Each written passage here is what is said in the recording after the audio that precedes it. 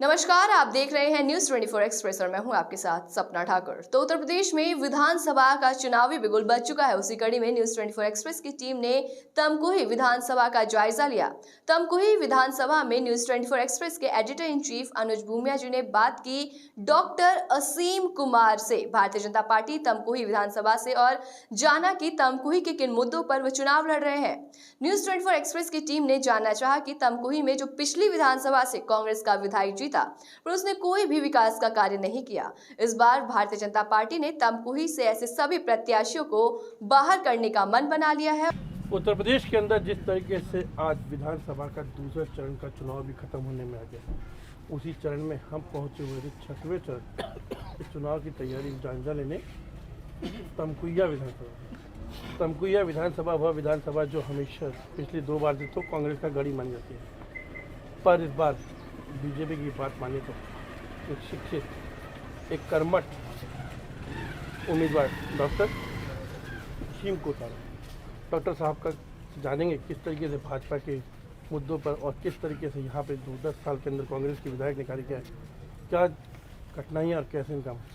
Doctor साहब, सबसे पहले तो न्यूज़ 24 एक्सप्रेस में स्वागत है सर। बहुत बहुत धन्यवाद, बहुत बहुत धन्यवाद आप लोगों को। अब की बार 300 पार? अब की बार 300 पार किसकी? वो भी कहते हैं, आप भी कहते हैं। अरे देखिए, दिवा स्वप्न सब देखता है लेकिन वह स्वप्न साकार किसका होगा वो तो हम जानते हैं ना। पर डॉक्टर साहब, जिस तरीके के मोदी जी कहते हैं कि 5 साल मोदी जी कहते हैं, योगी जी कहते हैं कि उत्तर प्रदेश के अंदर डबल इंजन की सरकार आने के बाद बड़ा विकास हुआ है, ये मैं आपकी तमकुहिया विधानसभा में सुबह से लेके घूम रहा हूँ। जहाँ बोलते हैं गड्ढा युक्त उत्तर प्रदेश, यहाँ तो गड्ढे ही गड्ढे नजर आ रहे हैं सर। कहाँ? देखिए एक तो राष्ट्र की नीति होती है और उस नीति का कार्यान्वयन होता है।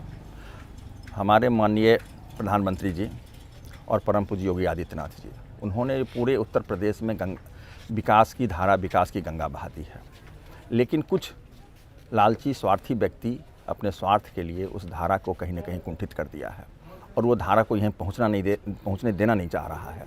अब उसी कुंठित धारा को प्रवाहित करना है और उसी प्रवाहित करने के लिए हमें यह दायित्व दिया गया है कि आप जाएं और धारा को प्रवाहित करें फिर से।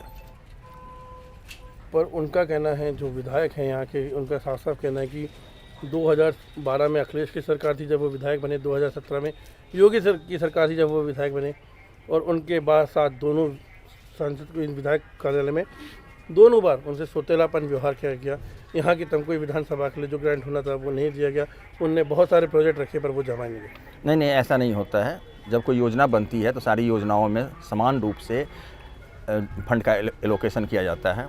अब आप फंड को यूटिलाइज होने ही नहीं दोगे और दूसरे को कहोगे कि फंड यूटिलाइज नहीं हो पा रहा है, अपनी जिम्मेदारी तो समझें आप। फंड यूटिलाइज नहीं हुआ तो आप बैठे कहाँ थे 5 साल तक? कभी आपने आवाज़ लगाई सदन में? कभी सड़क पे आवाज़ लगाई कि फंड का यूटिलाइजेशन नहीं हो रहा है? एक योगी सरकार का जो कहना है, योगी जी का कहना है, मोदी जी का कहना है, हम शिक्षित नौजवान सबका साथ सबका विकास वाली बात करते हैं। उन्होंने इस सीट से, तमकुहिया सीट से, डॉक्टर को, एक पढ़े लिखे शिक्षित को उतारा है। आप इस दौरे पे हैं, कितनी चीज़ें आपको देखने मिल रही हैं, कितनी असुविधाएं जो हैं जो यहाँ पे है और जो जनता को परेशानियों में डाल रही है? नहीं, विकास तो इस क्षेत्र की होनी चाहिए। विकास में काफ़ी हम पीछे हैं, विकास में हम काफ़ी पीछे हैं, लेकिन जो हमारे माननीय मोदी जी और योगी जी की जो जितनी परियोजनाएं हैं उसका क्रियान्वयन किया जाए। और जब हमें मौका मिलेगा और मैं जब अपनी बात रखूंगी तो मेरी बात सुनी जाएगी। किसानों का विकास है, गन्ना की खेती का विकास है, हमारे मछुआरे भाइयों के लिए मछली पालन का है, ये सारी योजनाएं हैं। युवाओं के लिए खेल है, युवाओं के लिए शिक्षा है, इंडस्ट्रियलाइजेशन है, ये सारी चीज़ें मेरे सोच में है। अब जब सोच आएगा मन में तो फिर मैं संसाधन का इंतजाम करूंगा। जब संसाधन आएगा तो सोच साकार होगा। एक बॉटलिंग प्लांट लेके आए थे यहाँ पे, एक बॉटलिंग प्लांट आया था यहाँ पे, जिसको तमकुहिया के लिए लाया गया था 2012 की सरकार में। पर जब से अखिलेश योगी जी की सरकार है, इन्होंने उठा के उस बॉटलिंग प्लांट को गोरखपुर शिफ्ट कर दिया। उनका कहना है कि हम तो विकास के लिए कार्य करते रहे, लाते रहे, पर वो अपने क्षेत्र में ले जाते। गोरखपुर में FCI की फर्टिलाइज़र थी, फर्टिलाइज़र बंद हो गई। हमारे परम पूज्य योगी आदित्यनाथ जी ने उनका फिर से रिकंस्ट्रक्शन किया, रिनोवेशन नहीं किया, वो नई फ्रेश प्लांट लगी और वो आज प्लांट चल रहा है। सवाल उठता है कि आप यूनियनबाजी करेंगे और सरकार कुछ प्लांट आपको लेके देगी, आप प्लांट चलने नहीं दोगे तो यूनियनबाजी करोगे, सरकार को बदनाम करने की कोशिश करोगे, सरकार क्या करेगी? उसे प्रोडक्शन चाहिए। आप अपने ममता बनर्जी नैनो की फैक्ट्री को परेशान करके भगा दिया, 3000 करोड़ का उसका नुकसान हुआ। वो फिर गुजरात में नैनो की फैक्ट्री रतन टाटा ने लगाई। आप फैक्ट्री लगाने ही नहीं दोगे तो कोई क्या करेगा? मत लगाओ। पर सर वही बात आ जाती ना कि इस बार एक शिक्षित को एक उस पर इस तरीके से आपने भी देखा होगा कि युवा जब यहाँ से प्लांट ही चला जाता है कुछ लोगों के कारण, पर वो युवा तो आज भी दस्त है ना। वो ट्रेड यूनियन आप बदनाम करने के लिए, सिस्टम को बदनाम करने के लिए उसको टैक्स करोगे, वैक्स करोगे। आपको टैक्सेशन भी चाहिए, कहाँ से कोई टैक्स देगा आपको? टैक्स नहीं देगा तो वैक्स करोगे। किसानों की बात करें जी, आपने एक अच्छा मुद्दा उठाया, मैंने नहीं उठाया, आपने खुद ने उठाया। गन्ना, कुछ दिन पुरानी ही बात है, हमने गन्ना मिनिस्टर से बात की थी यही भुगतान को लेके, तो उनका तो सीधा सीधा आरोप था विपक्ष पे कि साहब पिछला वाला ही नहीं कर पाए, हम उनको चुकाते 5 साल निकल गए, हम कहाँ से करेंगे? तो ये 5 साल तो आपके हो गए। नहीं, गन्ना का भुगतान होगा। भुगतान क्यों नहीं होगा? भुगतान सबों का भुगतान होगा और साथ साथ फैक्ट्री की भी स्थिति में सुधार हो, उसका भी आमदनी बढ़े। तो आमदनी बढ़ाने के लिए अब हमारे पास जो बाई प्रोडक्ट्स निकलते हैं, बाई प्रोडक्ट्स मोलेसेस निकलते हैं और मोलेसेस औने पौने दाम पे बिक जाता है। मैं अपनी डिमांड रखूँगा कि भाई एक इथानॉल की फैक्ट्री लगा दो। इथानॉल लगाने से फैक्ट्री मिल को भी उसकी भी आमदनी बढ़ेगी, साथ साथ वहाँ पे युवाओं को रोज़गार मिलेगा। रोज़गार जब मिलेगा, युवा उसमें उनको रोज़गार मिलेगा, फैक्ट्री की आमदनी बढ़ेगी, प्रोडक्ट अच्छे कॉस्ट पे सरकार भी परेशान है इथानॉल के लिए, तो भुगतान में कहीं कोई समस्या नहीं आएगी। आप मानते हैं कि आपकी सरकार ने एक सबसे अच्छा काम किया, पास में आपके कुशीनगर में एक अंतर्राष्ट्रीय हवाई अड्डा देंगे जहाँ से टूरिस्ट बढ़ेंगे। टूरिस्ट बढ़ेगा तो तमकुही ज़्यादा दूर नहीं है सर, कुछ ऐसा सोचे ना कि उसके साथ तमकुही में भी टूरिज्म का बढ़ा है। मेरे मन में है, हमारा शहीद स्मारक है। शहीद स्मारक को, शहीद स्मारक वो नहीं, तमकुही में शहीद स्मारक है। तो वही ना शहीद स्मारक जिसको कांग्रेस के अभी विधायक साहब ने कब्जा किया हुआ है। वो तो आप ही बता रहे हैं, सही बात। नहीं तो हम नहीं बता रहे, वो तो यहाँ की जनता बता रही, हम देख के भी आए थे, हमने किया। पर उस पर एक बात बताइए, इतना बड़ा मामला था, क्यों योगी सरकार ने जब खबर चली है, सब कुछ हुआ है, क्यों शहीदों कार्रवाई सर प्रूफ है, क्यों शहीदों के साथ नाइंसाफी की? आप चुनाव के समय शहीदों को याद करते, पर जब शहीदों की जमीन पे शहीदों के योगी सरकार के पास में वो मामला पहुंचा, अब तक कार्रवाई क्यों नहीं हुई? अगर कार्रवाई होती तो विधायक के खिलाफ कुछ ना कुछ आदेश होता, पर अब तक क्यों नहीं हुआ? कोई भी प्रोसेस होता है, संवैधानिक तरीके से काम करते हैं हम ना। असंवैधानिक, जो आदमी असंवैधानिक तरीके से काम करने लगेगा तो क्या मैं भी उसके, मेरी पार्टी राष्ट्रीय पार्टी है और भी राष्ट्रीय सर? नहीं, राष्ट्रीय नहीं, हमारा पार्टी राष्ट्रीय में कर दिया, राष्ट्रीय नहीं, ये कहीं राष्ट्रवादी पार्टी हमारी है। और राष्ट्रवादी आदमी जो है अनैतिक काम नहीं करता है। मैं कार्रवाई करूंगा उन पे, कानूनन कार्रवाई होगी, कानूनन कार्रवाई चल रही है। सर आप न्यूज़ 24 एक्सप्रेस के माध्यम से दे रहे हैं, क्योंकि सबसे पहली खबर शहीद स्मारक वाली चलाने वाला चैनल न्यूज़ 24 एक्सप्रेस था। अभी भी वो कार्रवाई हो रही है, कार्रवाई शीघ्र कार्रवाई होगी, उसको फ्री करवाया जाएगा, उनको मुक्त कराया जाएगा, मुक्त करा के वहाँ पे उसको डेवलप किया जाएगा। एक हमारा टूरिस्ट पॉइंट होगा, और भी हमारी जगह हैं, जैसे हमारा अहरौली दान है, वहाँ पे हमारी शाम में गंगा आरती होती है, तो हमारे यहाँ वहाँ पे नारायणी की आरती होगी, लोग आएंगे आरती देखने के लिए, सड़कें बनेंगी। सोच चाहिए तो संसाधन के बाद साकार। बात हो गई रोजगार की, बात हो गई टूरिज्म की, डॉक्टर साहब हैं और स्वास्थ्य की बात ना करें तो ऐसा कह सकते हैं? जी। स्वास्थ्य की हालत तो आपने भी देखी होगी, हमने भी देखी है सर। यहाँ के सरकारी हॉस्पिटल में ना डॉक्टर हैं, ना नर्सिस हैं, ना वार्ड बॉय हैं। नहीं, कुछ हम देख के आए सर, क्या करें सर इनके साथ? नहीं, डॉक्टर्स भी हैं, नर्सेज भी हैं, वार्ड बॉय हैं। हमारा हॉस्पिटल जो है पेशेंट से ओवरलोडेड है। हाँ, अब क्या है कि हमें जितने पेशेंट्स की लोड है, लोड डिस्ट्रीब्यूट करने की ज़रूरत पड़ती है। लोड डिस्ट्रीब्यूट करने के लिए हमारे परम पूज्य योगी आदित्यनाथ जी ने गोरखपुर में एम्स बनवाया, मेडिकल कॉलेज में सुपर स्पेशलिटी विंग बनी, तो लोड डिस्ट्रीब्यूट हो रहा है। यहाँ भी सुपर स्पेशलिटी विंग बन जाएगा, लोड डिस्ट्रीब्यूट हो जाएगा।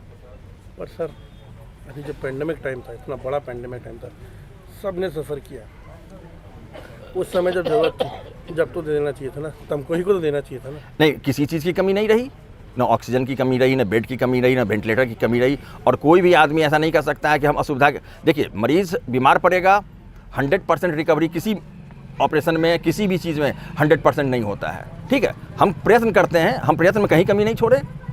हमारे पास ऑक्सीजन की कोई कमी नहीं थी, वेंटिलेटर की कोई कमी नहीं थी, डॉक्टर्स की कोई कमी नहीं थी, स्पेशलिस्ट की कोई कमी नहीं थी। हमारा पैरामेडिकल्स पूरी ताकत के साथ काम कर रहा था, दिन रात काम कर रहा था। हाँ, अब एक दो मान लीजिए डेथ हो गई, जिसकी डेथ हो गई उसके लिए 100% लॉस हो गया। अब वो तो मेरा छोटा भाई ही, मेरा बहुत अजीज छोटा भाई था, गंगाराम में भर्ती था, कोविड में उसकी डेथ हुई। क्या मैं कहूँगा कि गंगाराम इनएफिशिएंट है? नहीं, जो लिखा था वो हुआ। स्वास्थ्य हो गया, आपका रोजगार हो गया, टूरिज्म। बात करें शिक्षा को लेकर, तमकुही में जो सरकारी स्कूल है उनकी हालत भी हम देख के आए हैं, अच्छे देख के हैं। क्या हालत है, बच्चों को बैठने तक की सुविधा नहीं है, नीचे ज़मीन में बैठे हैं, दीवारों को गिरते हुए देखते आए हैं ना। यहाँ पे गर्ल्स के लिए कोई अच्छा डिग्री कॉलेज क्यों? यहाँ पे हमको ये नहीं समझ आता कि जब सरकारें होने के बाद सब आता है, इतना फंड आता है, अब आम जनता का टैक्स आता है, क्यों नहीं उनको यूटिलाइज किया जाता? क्या शिक्षा आज के दिन में शिक्षा जरूरी नहीं है? नहीं, शिक्षा तो स्वास्थ्य, शिक्षा, सुरक्षा ये तो बहुत ही महत्वपूर्ण चीज़ है। सुरक्षा के मामले में हम अभी हिंदुस्तान के नंबर 1 स्टेट में हैं। स्वास्थ्य के मामले में हम हिंदुस्तान के नंबर 1 स्टेट में हैं। स्वास्थ्य की व्यवस्था जितनी हमारी सुदृढ़ है उतना कहीं नहीं है। सुरक्षा जितनी हमारी सुदृढ़ है, रात के 12 बजे तक हमारी महिलाएं और बहनें स्कूटी पे अब घूम रही हैं, तमकुही राज में घूम रही हैं। किसी का हिम्मत नहीं है कि माताओं बहनें को ऊपर नज़र उठा के देख दे। हम तो बड़े कंफ्यूज हैं सर।